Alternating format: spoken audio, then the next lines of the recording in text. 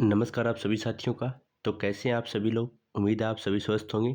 तो आप सभी का एक बार फिर से स्वागत करते हैं आपके अपने यूट्यूब चैनल सरकारी गेस्ट पर। हमने जो हरियाणा पुलिस के लिए और सिटी मेंस के लिए और साथ साथ हमने जो हरियाणा ग्रुप डी के लिए जो सीरीज स्टार्ट की थी, यानी इसमें हम इंडिया जीके और जो भी आगे एग्ज़ाम होने हैं जिसमें इंडिया जीके पूछी जाती है, यानी हरियाणा का कोई भी एग्ज़ाम हो जिसमें इंडिया जीके और साइंस के जो भी क्वेश्चन पूछे जाते हैं तो उनको हम प्रैक्टिस सेट के माध्यम से कवर करा रहे हैं। तो इसी को ध्यान में रखते हुए आज हमने प्रैक्टिस सेट नंबर 7 की बात करनी है। इससे पहले भी हमने 6 प्रैक्टिस सेट अपलोड कर दिए हैं, जिसमें प्रत्येक प्रैक्टिस सेट में हम टोटल 50 क्वेश्चनों को कवर करते हैं। यानी लगभग हमने अभी तक 300 क्वेश्चनों को कवर कर दिया है। अगर आपने उन वीडियो का लिंक नहीं देखा है, यानी उन वीडियो को नहीं देखा है, तो उनका लिंक आपको नीचे डिस्क्रिप्शन में मिल जाएगा, तो वहाँ पर जाकर देख सकते हैं। तो हम सभी के सभी हरियाणा स्टाफ सिलेक्शन कमीशन के द्वारा जितने भी पीछे एग्ज़ाम हुए हैं उनमें जो प्रीवियस ईयर क्वेश्चन पूछे गए हैं उन्हीं को कवर कर रहे हैं, क्योंकि हरियाणा स्टाफ सिलेक्शन कमीशन हमेशा प्रीवियस ईयर क्वेश्चनों को ही फॉलो करता है।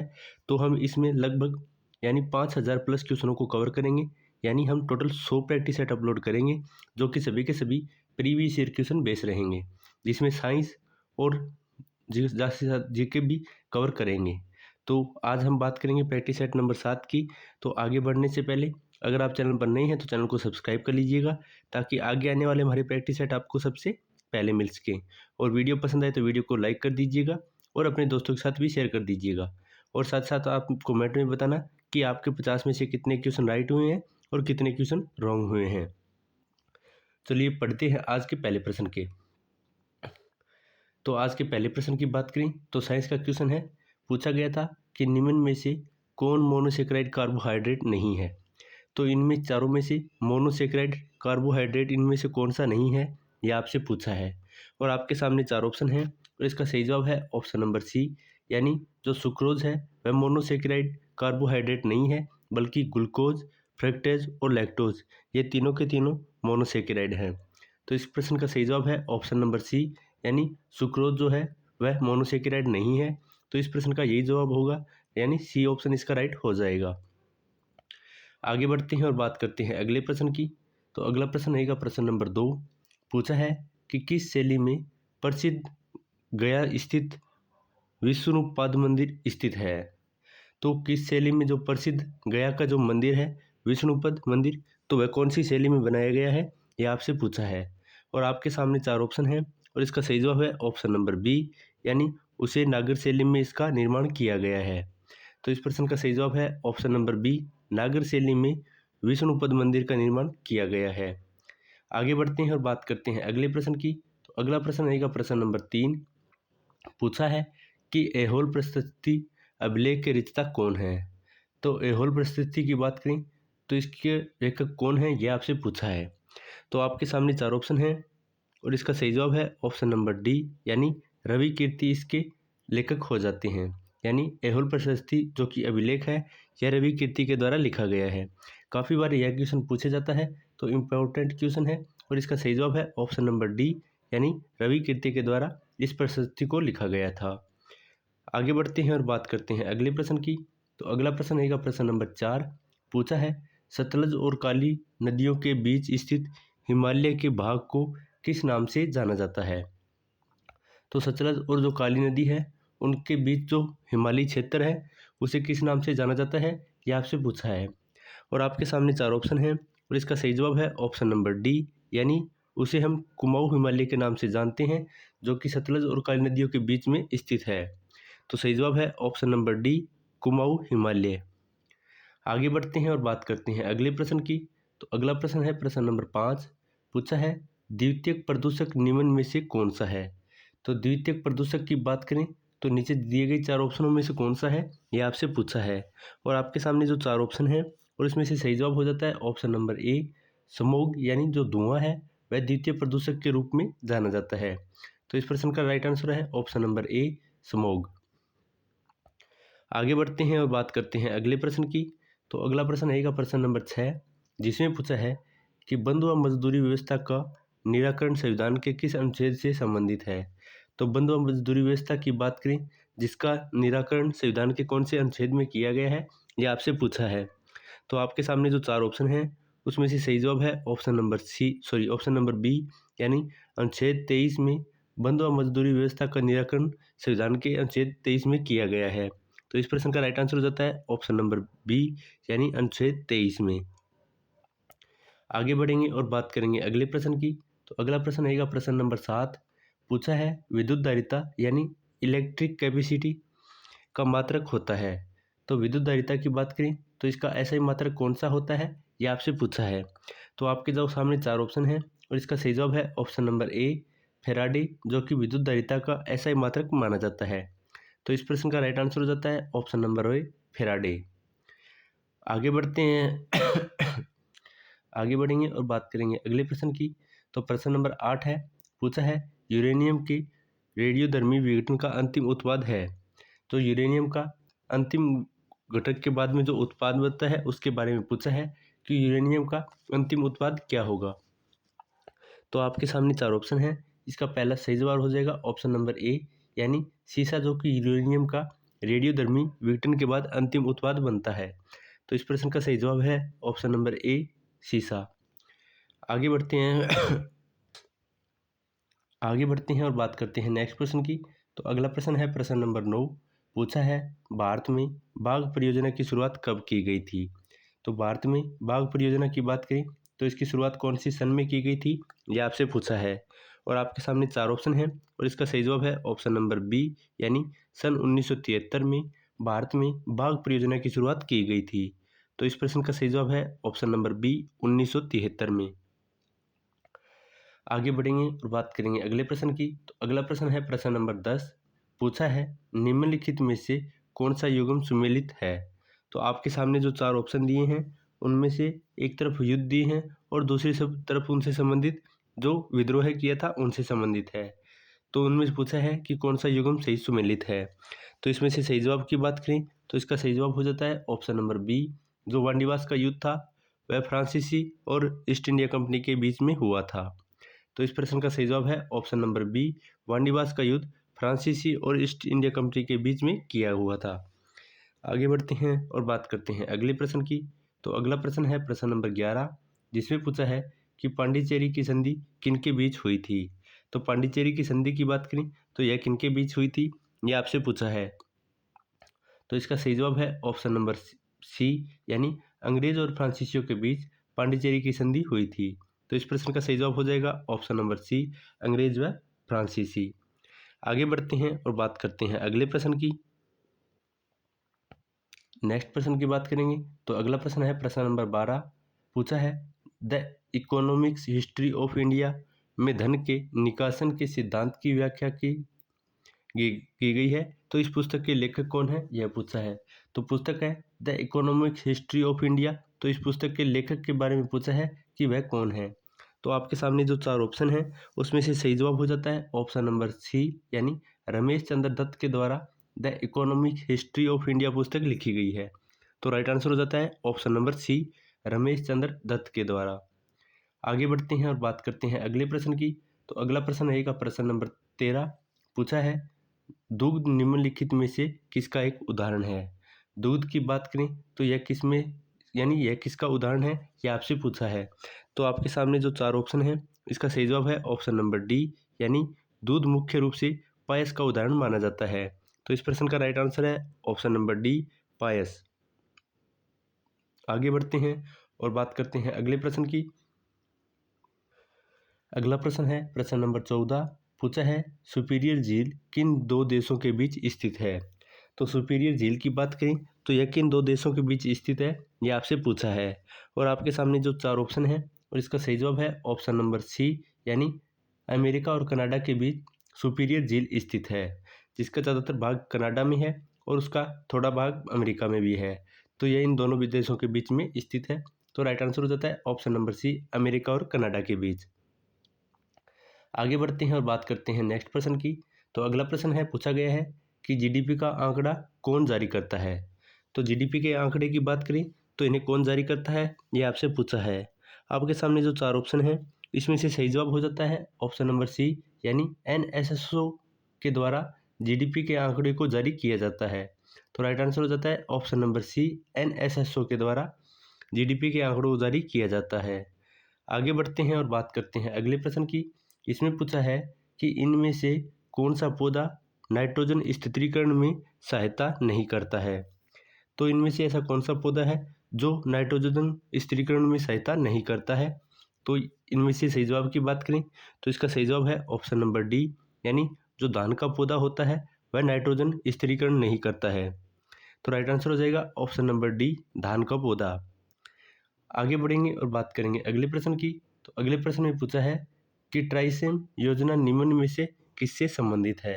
तो ट्राइसेम योजना की बात करें, यह किससे संबंधित है, यह आपसे पूछा है। तो इसका सही जवाब है ऑप्शन नंबर सी, यानी यह ग्रामीण विकास से संबंधित है। तो राइट आंसर है ऑप्शन नंबर सी, ग्रामीण विकास से संबंधित है ट्राइसेम योजना। अगले प्रश्न की बात करें तो अगले प्रश्न में पूछा है कि निम्नलिखित में से कौन सा देश बाल्टिक देश नहीं है। तो आपके सामने 4 ऑप्शन दिए हैं और उनमें से पूछा है कि बाल्टिक देश में कौन सा शामिल नहीं है। तो इसमें से सही जवाब की बात करें तो इसका सही जवाब हो जाता है ऑप्शन नंबर बी, यानी जो बेलारूस है वह बाल्टिक देश की श्रेणी में नहीं आता है।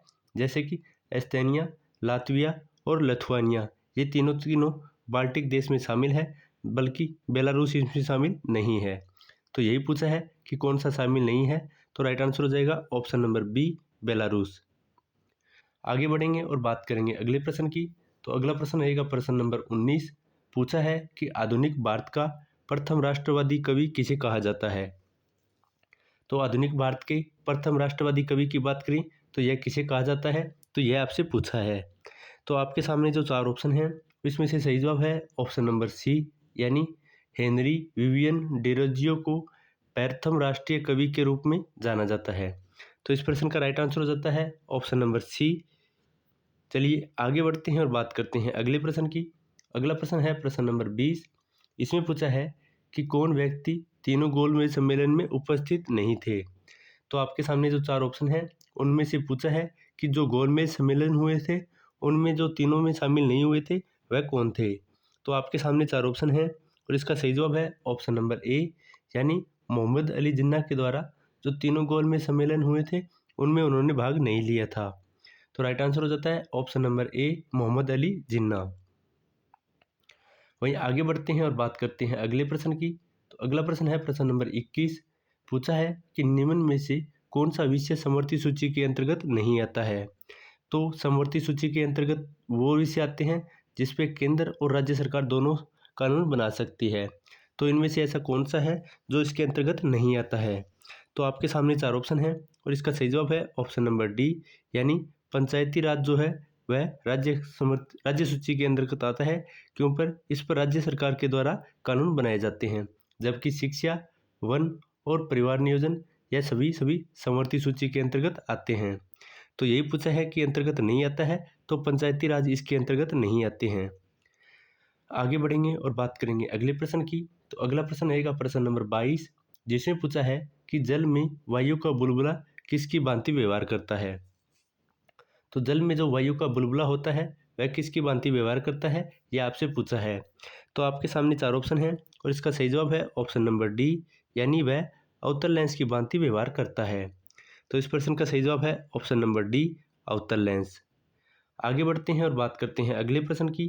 तो प्रश्न नंबर 23 में पूछा है कि सुमेलित नहीं है, यानी इनमें से कौन सा सुमेलित नहीं है।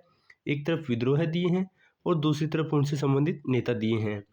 तो बात करें कि इनमें से कौन सा सही सुमेलित नहीं है, तो इसका सही जवाब है ऑप्शन नंबर डी, यानी पागलपंथी विद्रोह है जिसके नेता मजूमुन शाह व चिराग अली शाह नहीं थे। जबकि संथाल विद्रोह के जो कि सिद्धू व कान्हो के नाम से जाना जाता है। वही रामोसी विद्रोह की बात करें तो चित्तर सिंह इसके नेता थे।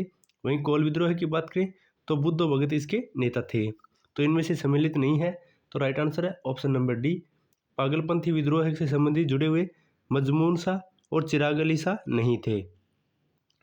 चलिए आगे बढ़ते हैं और बात करते हैं अगले प्रश्न पे। नेक्स्ट प्रश्न है प्रश्न नंबर 24। निम्नलिखित युद्ध को कालक्रम के अनुसार व्यवस्थित करना है कि पहले कौन सा हुआ था और उसके बाद ऐसे कौन सा हुआ था, तो उनको सही क्रम में व्यवस्थित करना है। तो पहला है वाणिवास का युद्ध, दूसरा है प्रथम कर्नाटक का युद्ध, तीसरा है वेदरा का युद्ध और चौथा है प्रथम आंग्ला मैसूर युद्ध। तो इनमें से सबसे पहले युद्ध कौन था हुआ था उसके बारे में पूछा है। तो पहला हुआ था प्रथम कर्नाटक का युद्ध, और उसके बाद बात करें तो उसके बाद हुआ था वेदरा का युद्ध, और उसके बाद की बात करें तो उसके बाद हुआ था वानिवास का युद्ध, और सबसे अंतिम में हुआ था प्रथम आंग्ला और मैसूर युद्ध। तो इसी के आधार पर राइट आंसर हो जाता है ऑप्शन नंबर डी, यानी 3, 2, 1, 4 इसका सही कालक्रम रहेगा। तो राइट आंसर हो जाता है ऑप्शन नंबर डी। आगे बढ़ते हैं और बात करते हैं अगले प्रश्न की। तो अगला प्रश्न है कि किस बौद्ध संगति के दौरान अभिधम्म की रचना की गई थी। तो कौन सी बौद्ध संगति के दौरान अभिधम्म की रचना की गई थी, यह आपसे पूछा है। तो आपके सामने 4 ऑप्शन है और इसका सही जवाब है ऑप्शन नंबर सी, यानी जो तृतीय बौद्ध संगति हुई थी जो कि 251 BC में हुई थी, तो इसमें अभिधम्म की रचना की गई थी। तो राइट आंसर हो जाता है ऑप्शन नंबर सी, यानी तृतीय बौद्ध संगति। और तृतीय बौद्ध संगति की बात करें तो इसका आयोजन कहाँ पर किया गया था।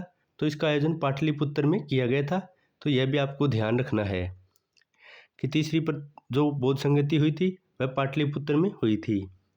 आगे बढ़ते हैं और बात करते हैं अगले प्रश्न पे। तो अगला प्रश्न है प्रश्न नंबर 26। पूछा है कि निम्नलिखित घटनाओं का सही कालक्रम कौन सा होगा। तो आपके सामने जो कालक्रम है घटनाएं हैं जैसे कि क्रिप्स मिशन, अगस्त प्रस्ताव, भारत छोड़ो आंदोलन और व्यक्तिगत सत्याग्रह, तो इनको सही कालक्रम में व्यवस्थित करना है। तो इसके सही कालक्रम की बात करें तो सबसे पहले होगा अगस्त प्रस्ताव, और उसके बाद होगा व्यक्तिगत सत्याग्रह, और उसके बाद होगा क्रिप्स मिशन, और सबसे अंतिम में होगा भारत छोड़ो आंदोलन। तो इस क्वेश्चन का सही कूट हो जाता है ऑप्शन नंबर ए, यानी 2, 4, 1, 3। तो राइट आंसर रहेगा ऑप्शन नंबर ए। चलिए आगे बढ़ते हैं और बात करते हैं अगले प्रश्न की। तो अगला प्रश्न है प्रश्न नंबर 27, जिसमें पूछा है कि निम्न में से कौन सी नदी विषुवत रेखा को 2 बार काटती है। तो ऐसी कौन सी नदी है जो विषुवत रेखा को 2 बार काटती है।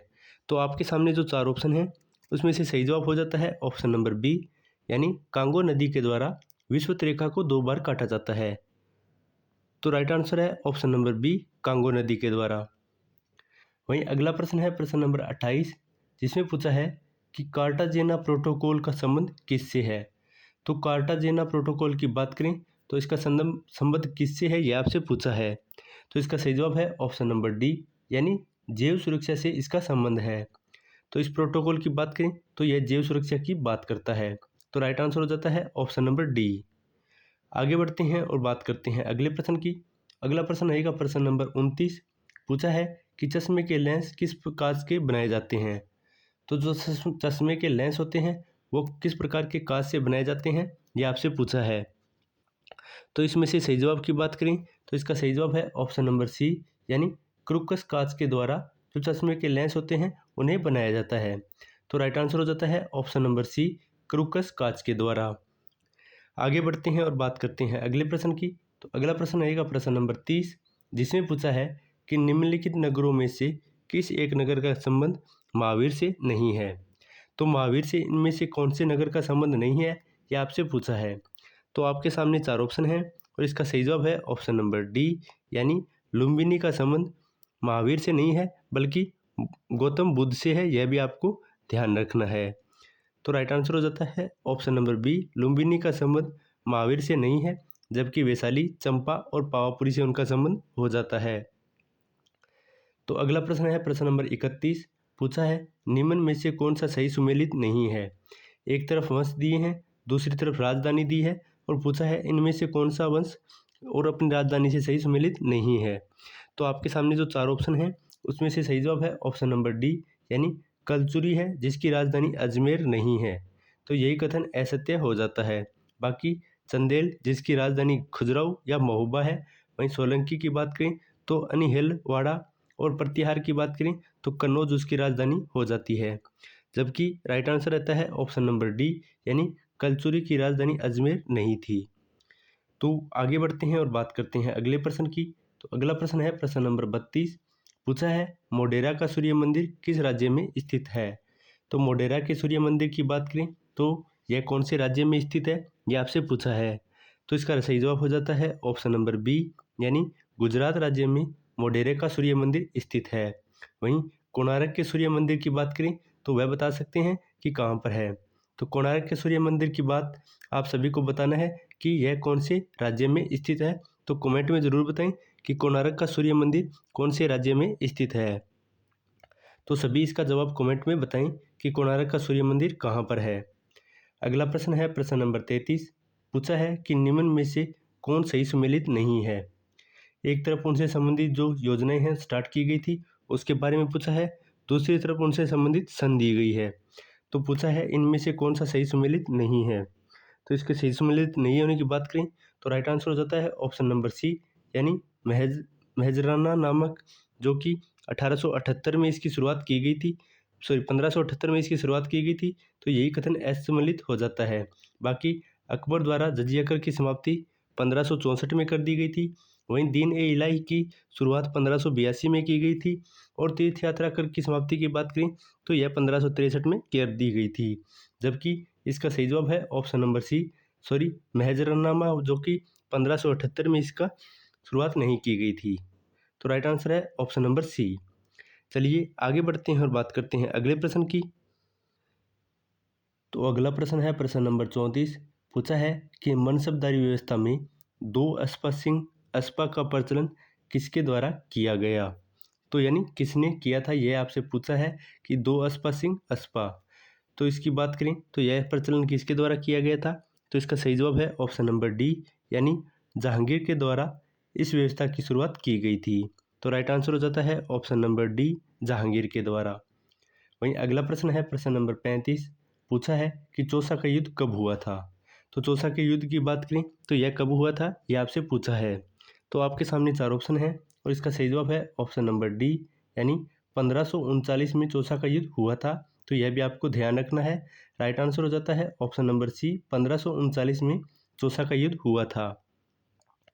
वहीं अगला प्रश्न है प्रश्न नंबर 36। पूछा है कि निम्न में से कौन सा विकल्प बंधनों एवं क्रियाशीलता से सही क्रम में दर्शाता है।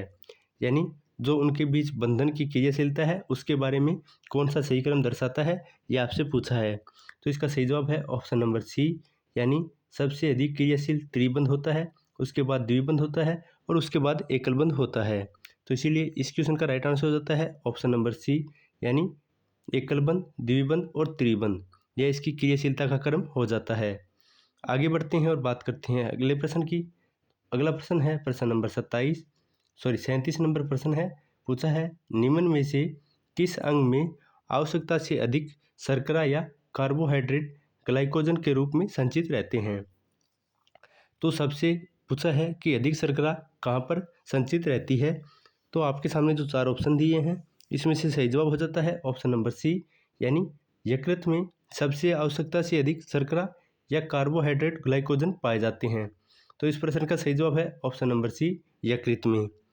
आगे बढ़ते हैं और बात करते हैं अगले प्रश्न की। तो अगला प्रश्न है प्रश्न नंबर 38।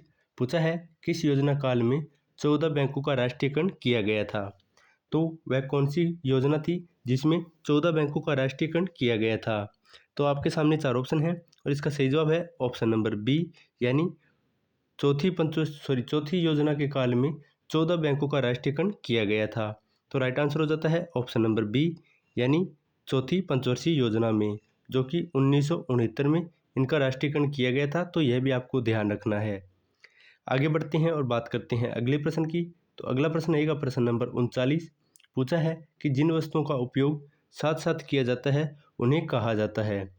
तो जो वस्तुओं का प्रयोग साथ में किया जाता है उन्हें किस नाम से जाना जाता है, तो यह आपसे पूछा है। तो इसके सही जवाब की बात करें तो इसका सही जवाब रहेगा ऑप्शन नंबर ए, यानी उन्हें पूरक वस्तुओं के रूप में जाना जाता है जिनका उपयोग साथ साथ में किया जाता है, यानी वो एक दूसरे के सिमिलर मानी जाती है। तो इसे हिंदी में हम पूरक वस्तुओं के रूप में जानते हैं। तो राइट आंसर है ऑप्शन नंबर ए। आगे बढ़ते हैं और बात करते हैं अगले प्रश्न की। तो अगला प्रश्न रहेगा प्रश्न नंबर 40। पूछा है कि भारतीय मानक समय रेखा किस राज्य से नहीं होकर गुजरती है। तो भारतीय मानक रेखा की बात करें जो कि 5 राज्यों से गुजरती है।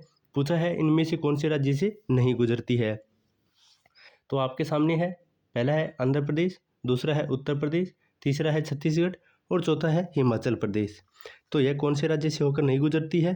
तो इसका सही जवाब हो जाता है ऑप्शन नंबर डी, यानी यह हिमाचल प्रदेश राज्य से होकर नहीं गुजरती है। तो राइट आंसर है ऑप्शन नंबर डी। वहीं यह आंध्र प्रदेश, उत्तर प्रदेश, छत्तीसगढ़ और झारखंड और साथ साथ यह एमपी से होकर गुजरती है। तो यह 5 राज्य हो जाते हैं जहाँ से यह मानक समय रेखा होकर गुजरती है, जो कि 82.5 डिग्री मानी गई है। चलिए आगे बढ़ते हैं और बात करते हैं अगले प्रश्न की। अगला प्रश्न है प्रश्न नंबर 41। पूछा है निम्नलिखित में से कौन सुमेलित नहीं है। एक तरफ वहाँ के दर्रे दिए हैं और दूसरी तरफ उनसे संबंधित स्थान दिए हैं और पूछा है कि इनमें से सही सुमेलित कौन सा नहीं है। तो आपके साथ जो सामने 4 ऑप्शन है उसका सही जवाब है ऑप्शन नंबर सी, यानी जो बामडीला दर्रा है वह उत्तराखंड में स्थित नहीं है। बाकी चांगला जम्मू कश्मीर में स्थित है, शिवकिला हिमाचल प्रदेश में, नाथुला और यह सिक्किम में स्थित है, जबकि बामडीला दर्रा जो उत्तराखंड में स्थित नहीं है। तो यही पूछा है कि असुमेलित कौन सा है, तो सही जवाब हो जाता है ऑप्शन नंबर सी। चलिए आगे बढ़ते हैं और बात करते हैं अगले प्रश्न की। अगला प्रश्न है प्रश्न नंबर 42। पूछा है कि भारत में पश्चिमी तट की अपेक्षा पूर्वी तट पर चावलों की पैदावार अधिक क्यों होती है। तो पश्चिमी तट की अपेक्षा पूर्वी तटों पर चावल की पैदावार ज़्यादा किस कारण होती है, यह आपसे पूछा है। तो आपके सामने जो 4 ऑप्शन दिए हैं उसमें से सही जवाब हो जाता है ऑप्शन नंबर डी, यानी पूर्वी तट पश्चिमी तट से चौड़ा व डेल्टा क्षेत्र है। तो यानी पूर्वी तट ज़्यादा पश्चिम से ज़्यादा चौड़ा है और डेल्टा क्षेत्र इसमें ज़्यादा पाए जाते हैं, इसी कारण यहाँ पर चावल की पैदावार ज़्यादा होती है। तो राइट आंसर हो जाता है ऑप्शन नंबर डी। आगे बढ़ते हैं और बात करते हैं अगले प्रश्न की। तो अगला प्रश्न रहेगा प्रश्न नंबर 43। पूछा है केंद्र और राज्य विधायी संबंधी संविधान के किस भाग में उपबंध किया गया है। केंद्र और राज्य की विधायी संबंधी संविधान के कौन से भाग में इसका उपबंध किया गया है, यह आपसे पूछा है। तो आपके सामने 4 ऑप्शन हैं और इसका सही जवाब है ऑप्शन नंबर बी, यानी भाग 11 में केंद्र और राज्य विधायी संबंधों के बारे में बात की गई है। तो इसीलिए इस प्रश्न का राइट आंसर हो जाता है ऑप्शन नंबर बी, भाग 11 में। चलिए आगे बढ़ते हैं और बात करते हैं अगले प्रश्न की। अगला प्रश्न है प्रश्न नंबर 44। पूछा है राष्ट्रपति पर महाभियोग की प्रक्रिया प्रारंभ करने के लिए कितने सदस्यों के हस्ताक्षर होने जरूरी हैं। तो वो जो भारत के जो राष्ट्रपति होते हैं उन पर महाभियोग चलाने के लिए कितने सदस्यों के हस्ताक्षर होने जरूरी हैं, ये आपसे पूछा है। तो इसमें से सही जवाब की बात करें तो इसका सही जवाब हो जाता है ऑप्शन नंबर ए, जो सदन आरोप लगाया है उस सदन का 1/4, यानी उस सदन में जितने सदस्य हैं उनका 1/4 उस पर हस्ताक्षर होने चाहिए अगर राष्ट्रपति पर महाभियोग चलाना है। तो इस प्रश्न का राइट आंसर हो जाता है ऑप्शन नंबर ए, यानी 1/4 सदस्यों का उस पर हस्ताक्षर होने चाहिए। आगे बढ़ते हैं और बात करते हैं अगले प्रश्न की। तो अगला प्रश्न रहेगा प्रश्न नंबर 45। पूछा है कि निम्न में से किस परिस्थिति में किसी संसद सदस्यों की सदस्यता समाप्त हो जाती है। तो संसद के सदस्यों की सदस्यता कौन से परिस्थिति में समाप्त कर दी जाती है, ये आपसे पूछा है। तो आपके सामने 4 ऑप्शन हैं और इसका सही जवाब है ऑप्शन नंबर डी, यानी उपयुक्त सभी परिस्थितियों में। तो बात करें यदि वह संसद की अनुमति के बिना 60 दिन की अवधि से अधिक समय के लिए संसद की सभी बैठकों में अनुपस्थित रहता है तो उसकी सदस्यता रद्द कर दी जाती है।